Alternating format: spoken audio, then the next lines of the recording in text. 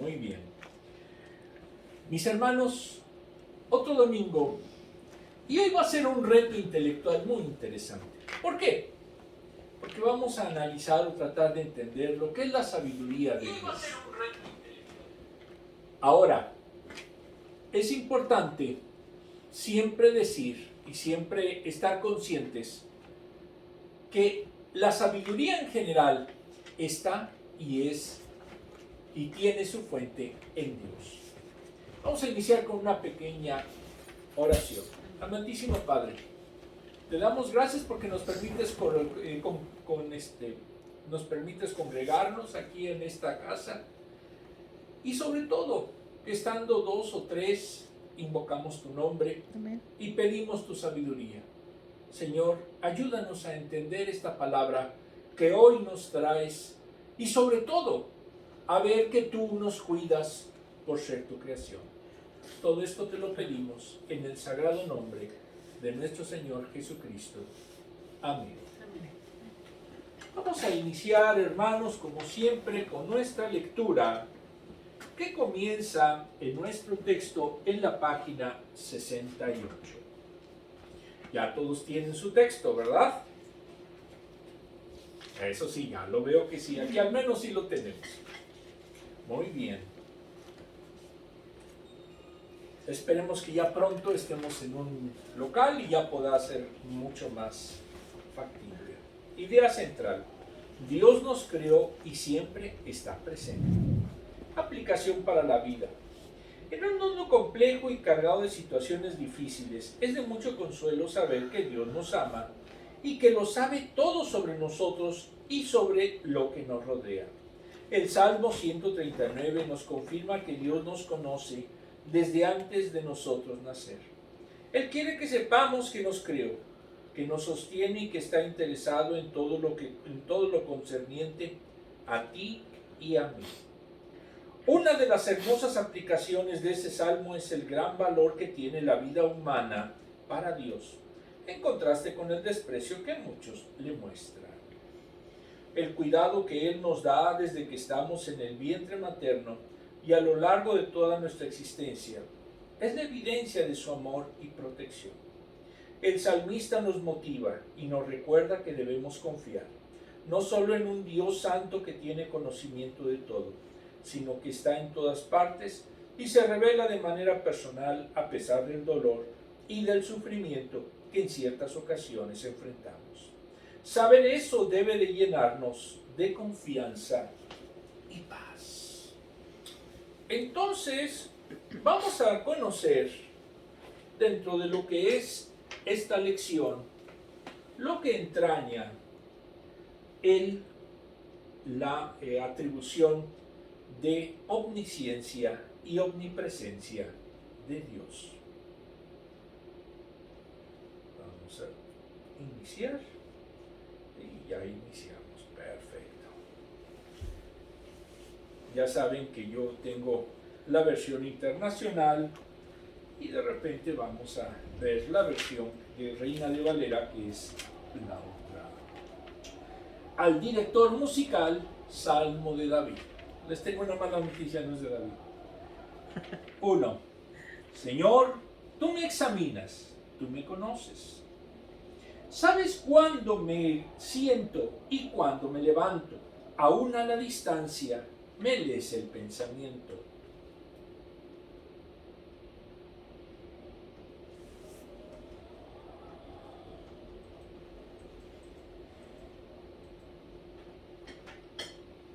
Mis trajines y descansos los conoces, todos mis caminos te son familiares. No me llega aún la palabra a la lengua cuando tú, Señor, ya la sabes toda.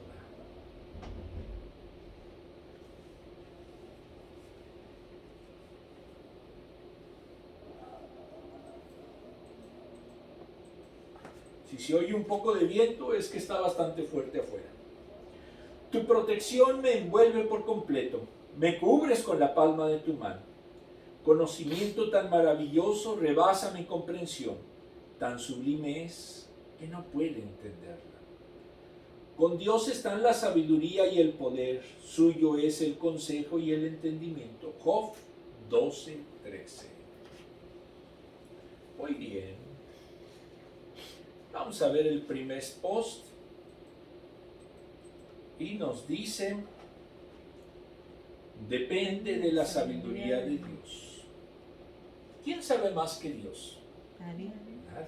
Entonces hay que depender de Él. Muy bien, contexto. Sabiduría de Dios. Para Francisco Lacueva, sabiduría viene del término sapere, tener sabor, juicio, entender. Es un saber que trata de lo esencial, las causas y los fines últimos del ente.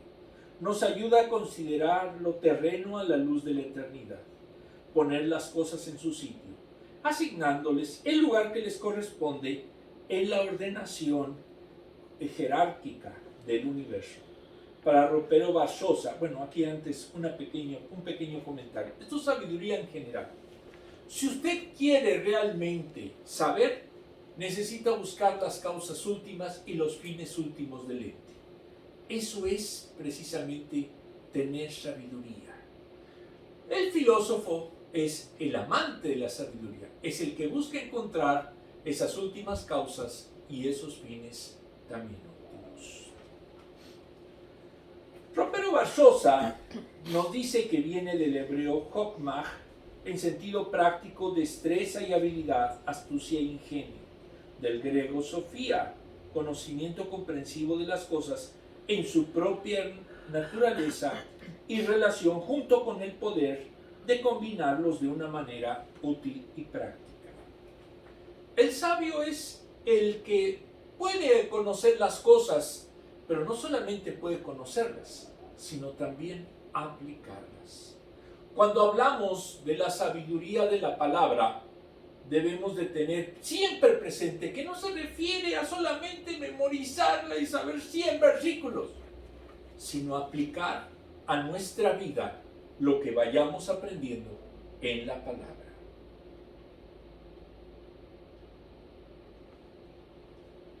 A ver, muy bien. Ya pasamos, dice sabiduría de Dios, no, ese es antes, una antes. Esta.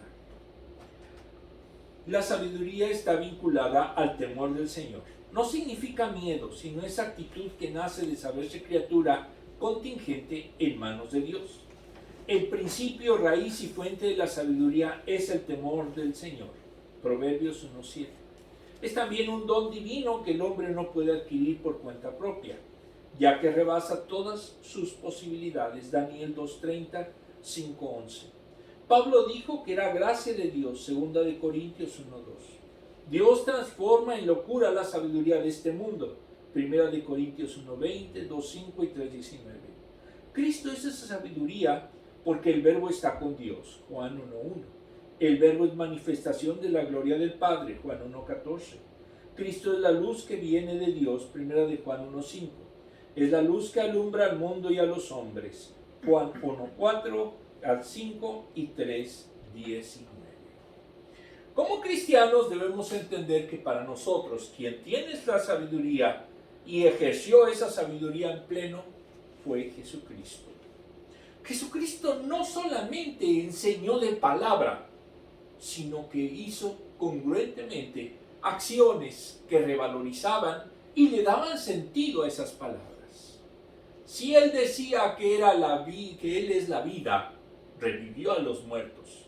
Si Él decía que era la luz, alumbró y guió a sus discípulos, porque era la luz del conocimiento que ellos necesitaban. Amén. Vamos a ver, segundo punto, atributos de Dios. ¿Cuáles son los atributos de Dios? ¿Qué es lo que hace a Dios Dios? Primero, eternidad. El eterno, Génesis 21:33, Isaías 40:28. Siempre ha existido y seguirá existiendo. No le son aplicables las nociones del tiempo creado que nosotros conocemos, 2 de Pedro 3:8. Dios no lo podemos encasillar en lo que nosotros pensamos. No es antropomórfico. Aunque le llamemos que tiene un cuerpo, la realidad es que Dios es espíritu. Entonces, no podemos encasillarlo a lo que nosotros pensamos. Omnipotencia. es todopoderoso. Éxodo 15:11, Primera de Crónicas 16:12, Salmo 7:18, 135:4, Isaías 25:1. 3. Omnisciencia, todo lo sabe. Salmo 139, 2-4, Juan 16:30, Primera de Corintios 2:10. Conoce el porvenir y lo pasado por su eternidad. Cuando una persona es eterna, sabe lo que pasó en el principio y fin de cada cosa. Por eso en su momento Dios conoce toda nuestra historia, e incluso nuestro porvenir. 4. Omnipresencia, está en todo lugar, nadie puede huir de él. Salmo 139 del 7-10, Mateo 18:20, 28:20. Si alguno cree que hace cosas y que Dios no lo va a ver, le tengo una mala noticia. Dios todo lo observa. Está en todas partes. 5. Esencia espiritual. Entre los hebreos se le concibe como que tiene espíritu. En el Nuevo Testamento Dios es espíritu, Juan 4:24, pero puede tener una manifestación visible o sensible que se le llama teofanías. Génesis 18 del 1 al 2, Éxodo 3:2, Jueces 6:11 al 12, Isaías 6:1. Entonces, cuando alguien diga que se encontró con una teofanía, ¿qué significa?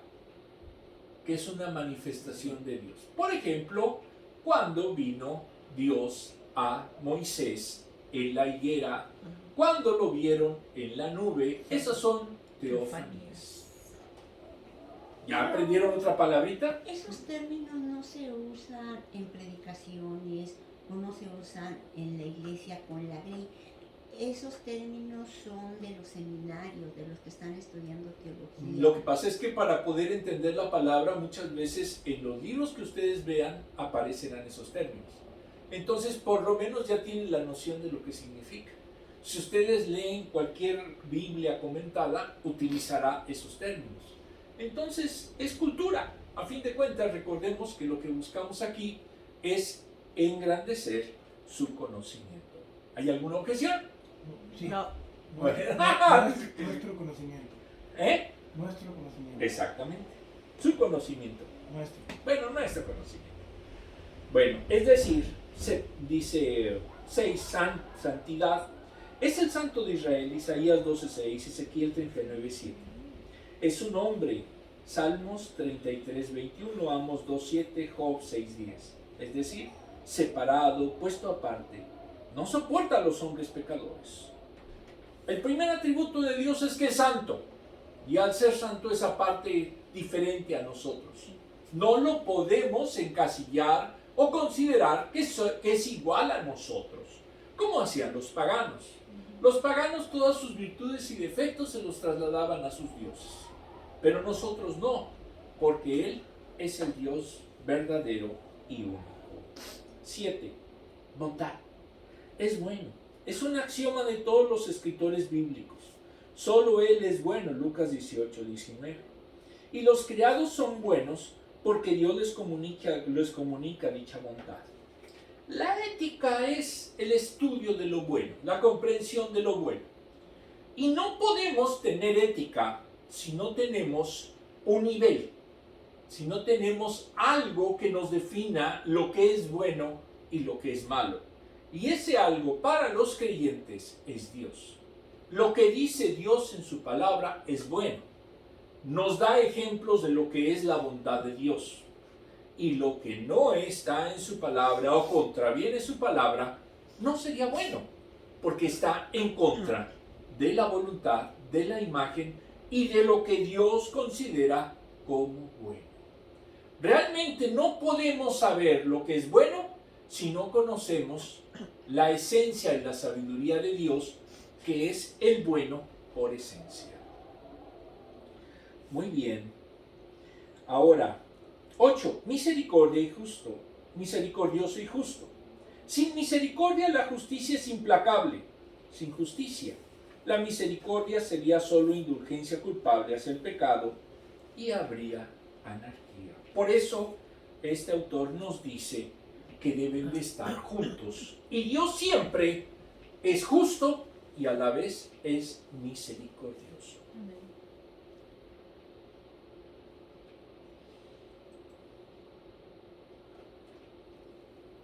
3. Salmo 139. En el libro de los Salmos de F.C. Cale y F.J. Flitch, editorial Clear, este salmo lo titulan Amar a Dios omnisciente y omnipotente. Es un salmo arameizante que retoma el motivo del Salmo 138.6 y lo desarrolla de un modo consecuente, mostrando que Dios está exaltado, que acoge a los humildes y rechaza a los orgullosos. Muy similar al salmo anterior, es uno de los textos más instructivos del Salterio y digno de David por su contenido y su carácter poético. Solo lleva el nombre de David, pero fue hecho posterior al periodo davídico. Se divide en 3 partes. La primera, versículos 1 al 12, Dios es omnisciente y omnipotente.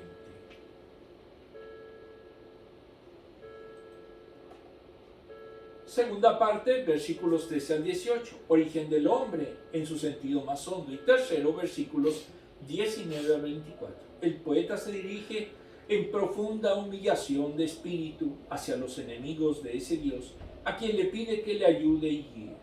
Este salmo pertenece a textos que, siendo herederos de modelos anteriores de tipo clásico, llevan las señales del lenguaje arameo imperial que el reino de Babilonia impuso sobre los exiliados. Para Samuel Pagán, en su libro sobre los Salmos, editorial Patmos, dice que es un texto extraordinario, es un salmo sapiencial. Proviene de la época de retorno a Israel, cuando el templo volvió a convertirse en lugar de refugio. Entonces, no es de David, aunque tenga el título, pero en su esencia fue hecho como si fuera, o como se hicieron a cabo los salmos davídicos. Para que vean que sí investigo. Bueno, versículos 1 a 6. Para Samuel Pagán tienen que ver con el conocimiento pleno que Dios tiene sobre las personas. El Dios bíblico conoce a las gentes, las examina con cautela. Ese conocimiento es extraordinario y especial, que sobrepasa los límites de su comprensión. Utiliza varias imágenes de oposición que tratan de brindar una idea de la totalidad, y sus afirmaciones teológicas son las siguientes. Primero, Dios conoce el sentarse y pararse, el andar y el reposo.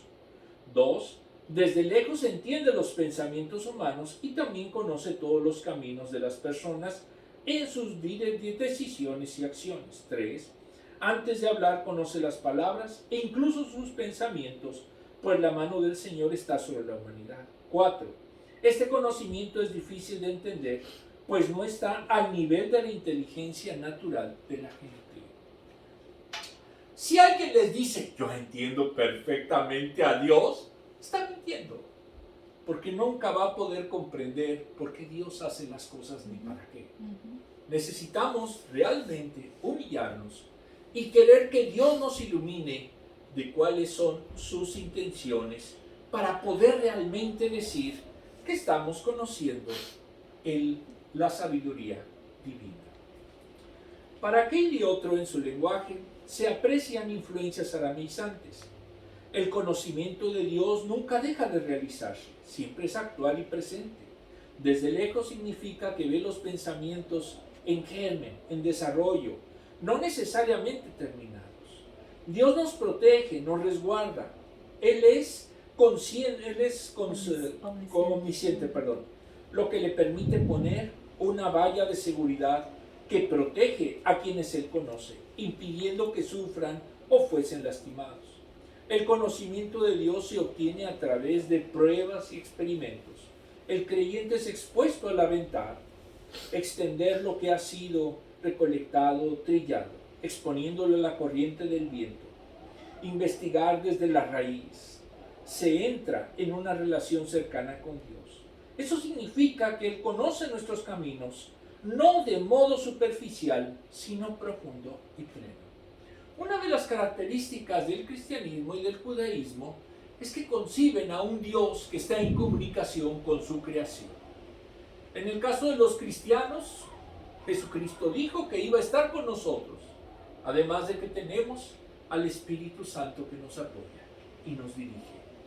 En el caso de los judíos, ellos vieron que Dios mismo estuvo delante de su templo, guiándolos durante el desierto, ir haciendo en su momento que pudieran ser realmente un pueblo bendecido, siempre y cuando lo oyeran, lo cual a veces no sucedía.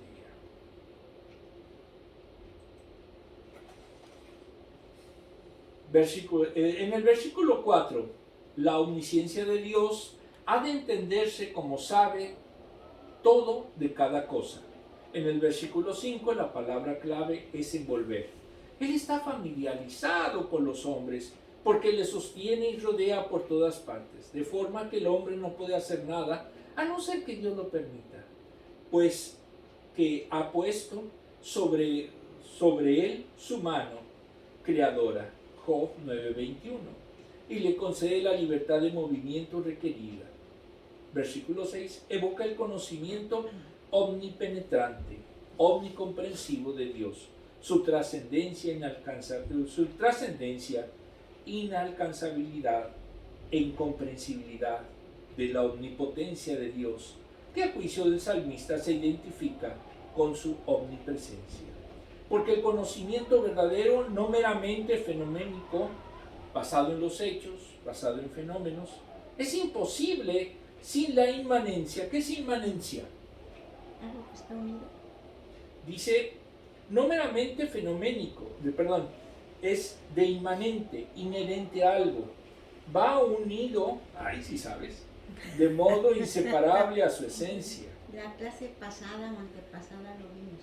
Del consciente en la realidad conocida. No, sí, es muy inteligente. Ya lo vimos en la clase. Por eso eres muy inteligente, lo recordaste, los demás nada más se quedaron viendo feo y ya.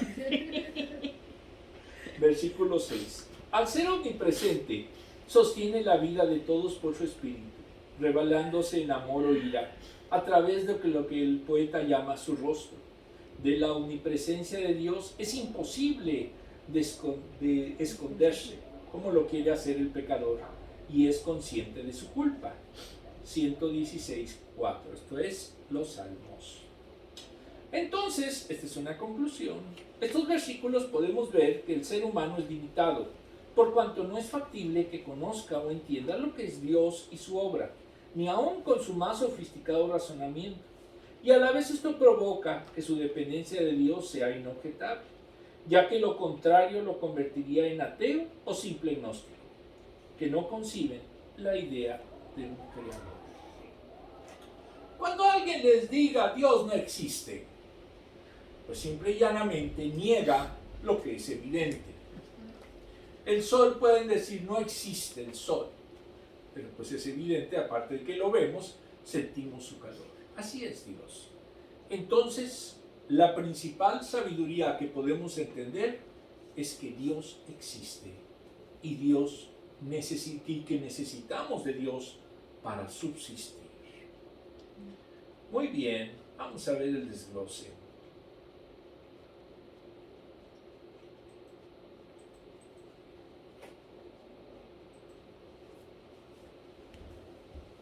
Se han propuesto diversas teorías sobre lo que es el hombre como ente.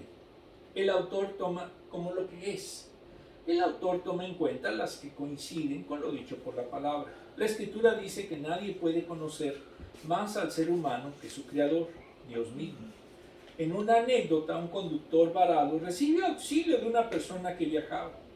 Le interrogó si era mecánico y le dijo el extraño que no. En pocos minutos el buen samaritano reparó el motor y resultó que era el dueño de la fábrica que había hecho ese coche. Tuvo suerte. No, la suerte no existe. Bueno, tuvo Dios puso al constructor en su camino, sino cuando lo iba a arreglar. Ese ya siguió mejor, ¿verdad? Exacto. Sí, de repente. Dios conoce todo sobre nosotros. La vida es complicada, son muchos los trabajos difíciles, pruebas y tentaciones que enfrentamos. Pero el Salmo 139 nos recuerda como nuestro Creador nos conoce y sabe con precisión todas nuestras necesidades e interioridades. ¿Podemos escondernos de Dios? No. En este post nos dice, tu protección me envuelve por completo, me cubres con la palma de tu mano, que es lo que acabamos de leer. La última parte de este primer apartado de desgloses nos dice: Dios nos rodea con su presencia. Nuestra relación con el Creador se basa en lo que dice la Biblia. Él no nos dejó a la deriva en medio de las circunstancias, sino que nos guía con un propósito santo. Los que amamos a Dios no escapamos de aflicciones y dificultades. Pero el Salmo 139, al leerlo y aplicarlo, recuerda que Dios está en control y nos ama. John Stott, al hablar del sufrimiento, afirmó que Dios hizo a un lado su inmunidad al dolor, ingresó a nuestro mundo de carne y sangre, sufrió por nosotros.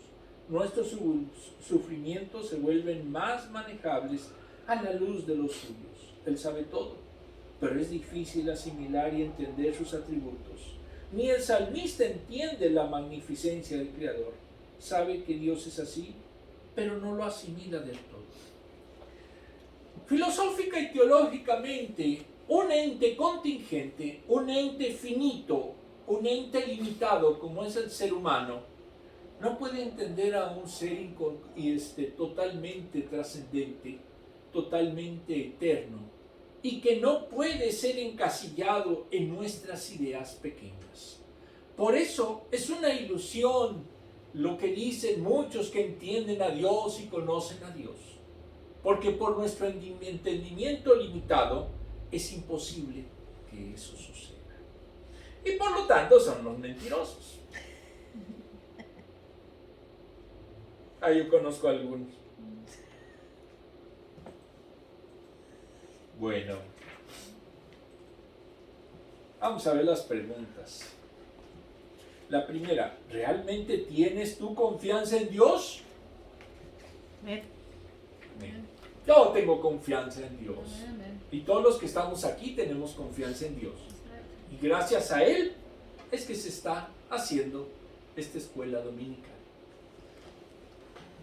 2. ¿Estás consciente de que Dios lo sabe todo sobre ti? Sí. Como dice, no se hagan, Dios sabe todo. Ahí no hay que yo soy muy bueno ocultando, yo soy pero extraordinario artista y nadie se da cuenta. ¿Pero qué creen? Dios conoce todo. Entonces no se hagan ilusiones de que le pueden ocultar algo. Mejor arrepiéntanse y realmente estén en comunión con Él.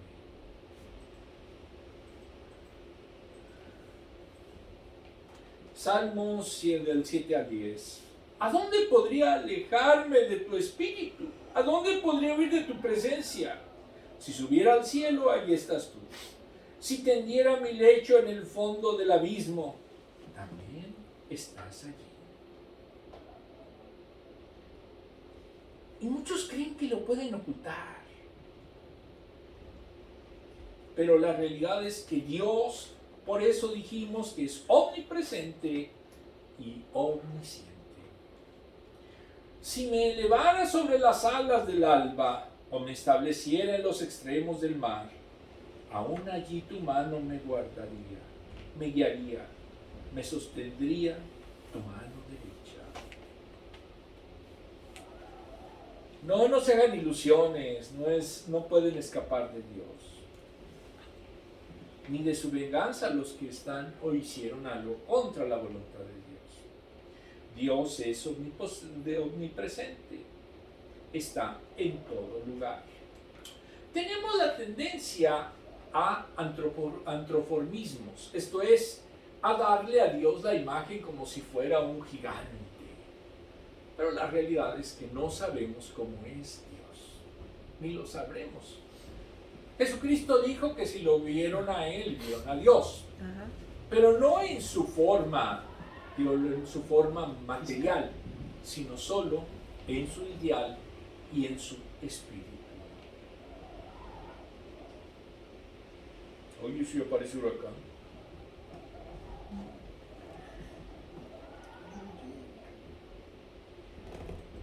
¿Sí se oye en la grabación?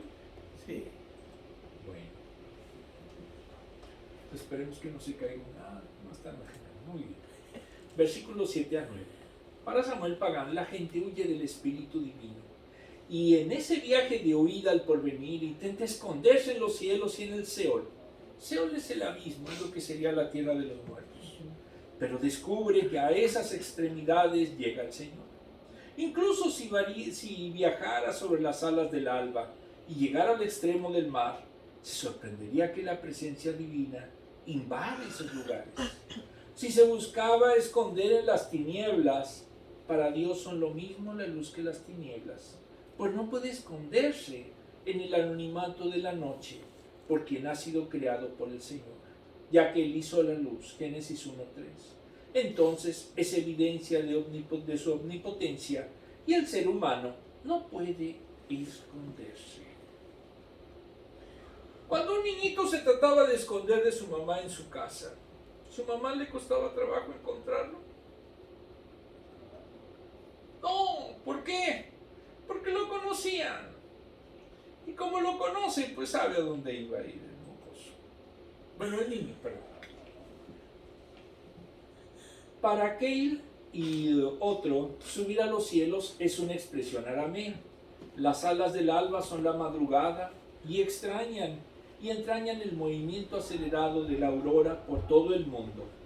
Se traduciría: si yo pudiera tener alas, Ezequiel 10, como las que tiene la aurora de la mañana sobre el cielo de oriente hasta el occidente, y habitar allí cielo y Hades, Seol, que son lo que hay encima y debajo de la tierra, como se opone el este y el oeste.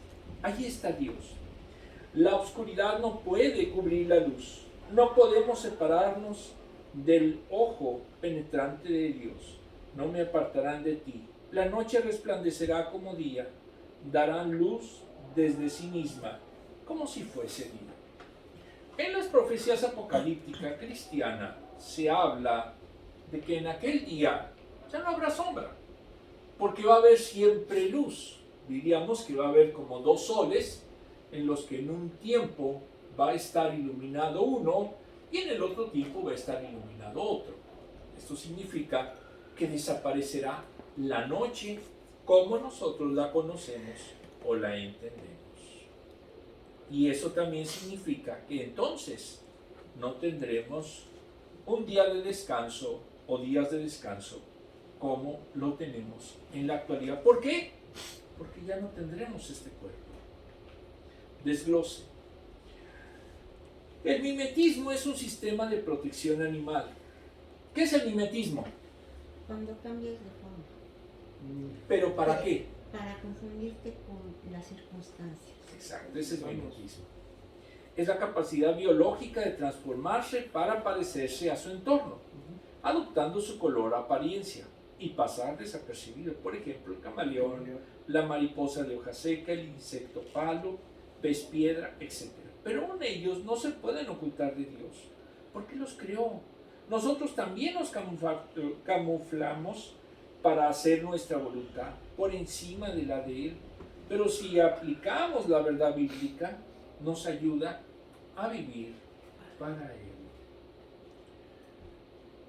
Mucha gente se mimetiza al mundo. ¿Esto qué significa? Que adopta todo lo del mundo, que es del mundo en todos sentidos, aunque se diga cristiano. ¿Y esto qué hace? No puede decir que está siguiendo a Dios, porque si hay algo en contra del mundo que hace, hay algo del mundo que hace en contra de Dios, pues entonces él está en contra de Dios. Ahí yo conozco algunos.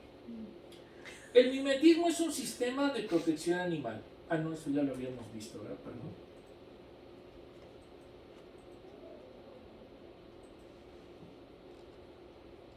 Dios está en todas partes. Si somos conscientes de esa realidad, nos ayuda a adorar a Dios en donde quiera que estemos. ¿Por qué no habita en templos hechos por manos humanas? Hechos 17:24. Quien crea que solamente en una iglesia muy bonita, gigantesca, está Dios, está equivocado. Porque Dios está realmente donde hay creyentes que le sirven, que le adoran y que hacen su voluntad. Así es. Dios está en las condiciones más extremas. Su omnipresencia, versículos 8 y 9, entraña estar en todas partes. Con hipérboles son exageraciones, destacan a Dios que está en todo lugar, velándolo por su creación, por su vida de todos ellos, incluso de quienes lo desprecian. En viajes a las profundidades de los mares, aún allí se ha encontrado vida muy diferente a la de nosotros. Esto significa que Dios llenó de vida todo este planeta y también no puede ocultarse nada de su mirada.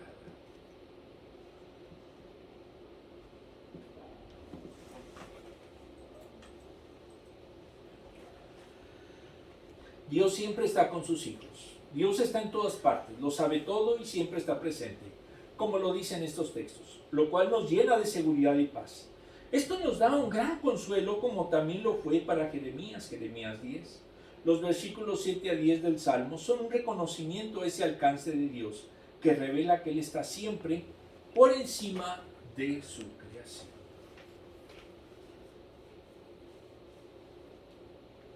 Vamos a ver las preguntas. Vamos a ver el post que no lo habíamos visto. La sabiduría de Dios soluciona lo que no puede la inteligencia humana.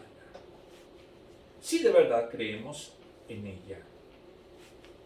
Vamos a ver esta pregunta. Si a usted le queda el saco, ajústese. ¿Tu estilo de vida refleja que Dios está en todas partes? ¿No quieres tratar de ocultarte de Él? ¿Eres transparente? No los oí decir mucho, pero bueno. Yo considero que sí. Bueno, así me decían en la secundaria. ¿Eres transparente? ¿Por qué? Muy bien. 13. Tú creaste mis entrañas, me formaste en el vientre de mi madre. Te alabo porque soy una creación admirable. Tus obras son maravillosas.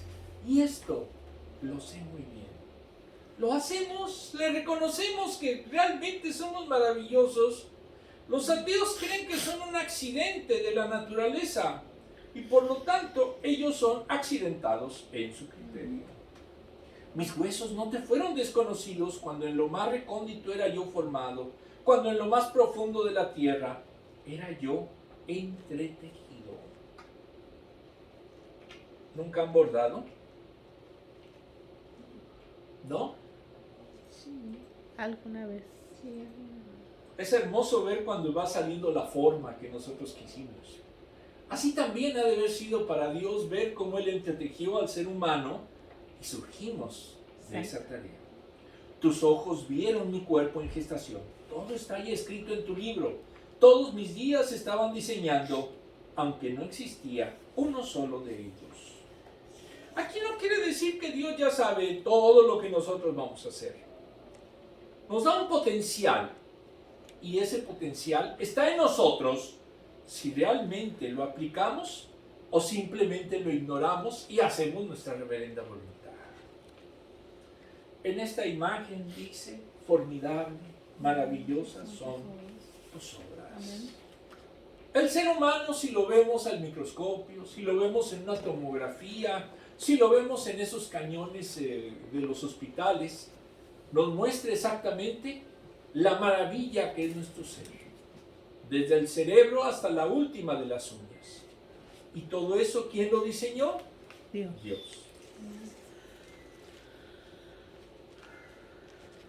Esa del celular, apáguenlo.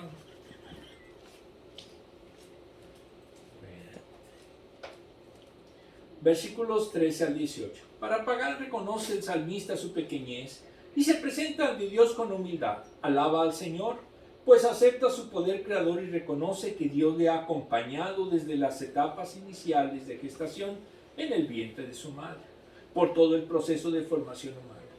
La gente da de fe, entiende que Dios guía a todos ellos para el desarrollo de la vida.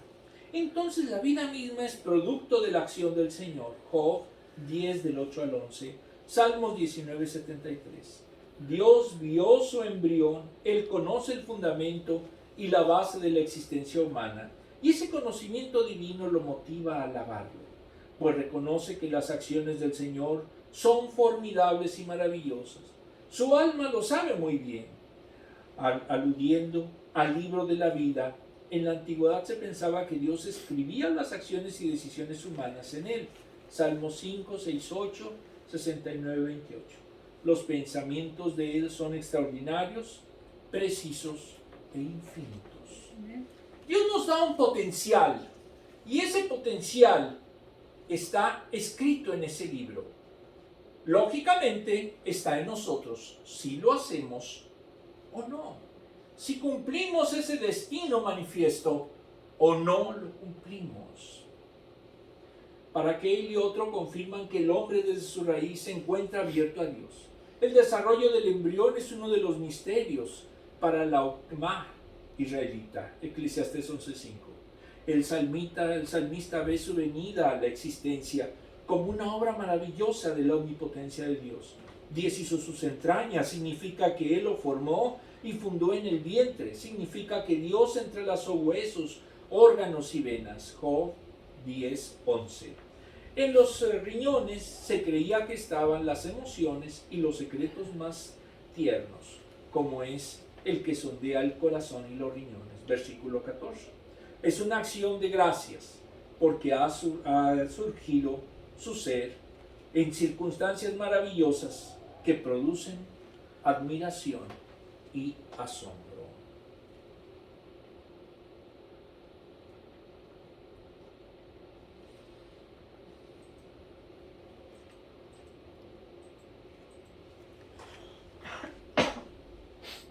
En el versículo 15, entretejido es lo más profundo de la tierra, significa compuesto de varios colores, como en un encaje, un sistema de venas que se van ramificando en el cuerpo, dando colorido a los diversos miembros y a sus partes, en especial a las interiores. Entonces pone de realce la formación de los miembros y el organismo en general, en especial. En el versículo 16, el embrión en forma de huevo aparece enrollado como un globo, balón, una masa sin forma, como lo dice el Talmud, de material crudo, de metal o madera, sin haber recibido una forma, como un vaso, un ánfora. La inscripción en el libro significa que Dios tiene las ideas ejemplares de todas las cosas, y como pintor y escultor sabe lo que surgirá de la madera informe, porque ve el ejemplar de ello. No sé si han visto cómo se hace una obra, cómo se hace una pintura o una escultura. En la pintura está totalmente blanco el lienzo. En la escultura ven una simple piedra. Sin embargo, el escultor y el pintor ya vieron ahí lo que va a surgir. Ya vieron ahí la obra maestra que se puede perfilar. Y eso es lo que hace Dios con nuestra existencia. Él nos ve desde su perspectiva y sabe todo lo que podemos llegar, a dónde podemos llegar. ¿Pero por qué no llegamos? Porque nosotros mismos muchas veces nos detenemos y no queremos seguir ese plan. Desglose. Vivimos en un mundo con ideas y prácticas contradictorias. Supuestamente se protege la vida con el avance de las ciencias médicas, pero se practica el aborto o eutanasia. Dios es el creador de la vida, su dignidad comienza en el vientre materno. Los cristianos creen en la protección de la vida desde su concepción hasta la muerte natural. La vida empieza desde la unión del espermatozoide y un óvulo, dando origen a un ser en su expresión más simple. Entonces, los cristianos no apoyamos ni el aborto ni la eutanasia. No. Ahora, aquí cabe decir algo bien concreto. Esto es solo para los cristianos. El mundo hace sus sacrificios y el mundo no quiere, en este caso, a sus descendientes. Pero eso es el mundo. Entonces, lo fundamental es siempre ver que el cristianismo se va a oponer a que exista la muerte de todo tipo de vida, en especial del feto. Pero, insisto, no le podemos imponer al mundo que tenga esa misma visión. ¿Por qué? Porque ellos no son cristianos y porque su vida no conoce el valor de lo que es la creación de Dios. Por eso lo sacrifican. Dios es digno de alabanza y adoración. El salmista adora a Dios y le canta por el milagro de la vida. Y solo Él puede darla o quitarla. Él es autor de la vida y de este mundo. No creemos que somos el producto de una explosión cósmica. La naturaleza sigue preservando y reflejando la grandeza de Dios como su creador. El hombre con toda su ciencia no ha podido dar vida. No ha podido crear vida. Para la clonación utilizan células ya vivas. Entonces, es algo que hasta el momento es imposible que el hombre logre dar vida a las cosas, como lo hizo Dios.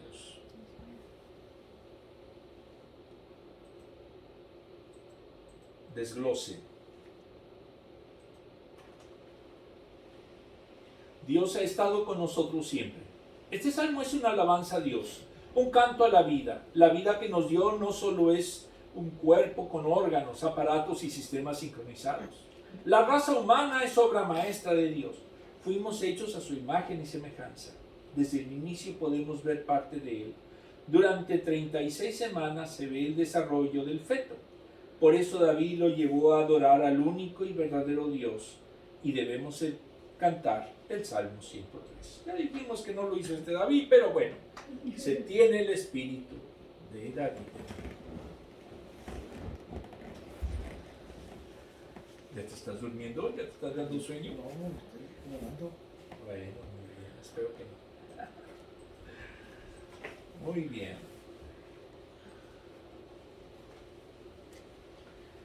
No fuiste un accidente, no fuiste producido en masa, no fuiste planeado deliberadamente, fuiste planeado deliberadamente, específicamente dotado y amorosamente colocado en tierra por el maestro artesano. Esto lo dijo Max Lucado. Muy bien. Las preguntas últimas.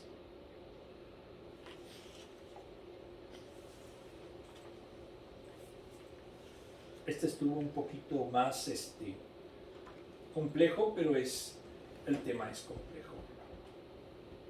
4. ¿Con qué frecuencia adoras a Dios por su omnisciencia y omnipresencia? Los que se buscan ocultar, los que hacen cosas negativas, los que destruyen iglesias, no adoran. Pero es que cantan muy bonito. Pero si en sus obras no siguen la palabra de Dios, perdónenme, pero no obran. Están siendo simples hipócritas. 5. ¿Qué aplicaciones prácticas ves en el Salmo 139? Que debemos hacer nuestra vida transparente. No ocultar lo que somos, porque somos una obra maravillosa de Dios. Y desarrollar nuestras potencialidades, porque Dios nos las ha puesto. Aquel que diga, no, a mí mi Dios me dejó totalmente desarmado, me hizo que tuviera esto o aquello. A mí al menos no me pueden decir que yo soy así, un dechado. Para nada. Tengo defectos y tengo defectos físicos. Y aún así, estoy inmensamente agradecido con Dios. Amén. ¿Ustedes? Amén. Bueno, muy bien. Hoy vamos a leer 2 versículos porque se complementan y no quise que quedaran separados. ¿Todos? Salmos 139, 23, 24. Examíname, oh Dios, y sondea mi corazón. Ponme a prueba y sondea mis pensamientos. Sondea mis pensamientos. Fíjate si voy por mal camino y guíame por el camino eterno. Salmos 139, 23, 24. Vamos a hacer una pequeña oración. Amantísimo Padre, hoy nos has dado muestra de lo que es tu sabiduría. Te damos gracias porque tú hiciste la vida en este planeta. Te damos gracias porque somos criaturas tuyas. Porque tú de una masa informe has hecho a lo que es el ser humano y toda la naturaleza que tú nos has presentado. Por eso, Señor, ayúdanos a agradecerte, pero sobre todo a estar cada vez más interiorizado con tu sabiduría, que es la que debe de guiar nuestros caminos hacia ti, Señor. Todo esto te lo pedimos en el sagrado nombre de nuestro Señor Jesucristo. Amén.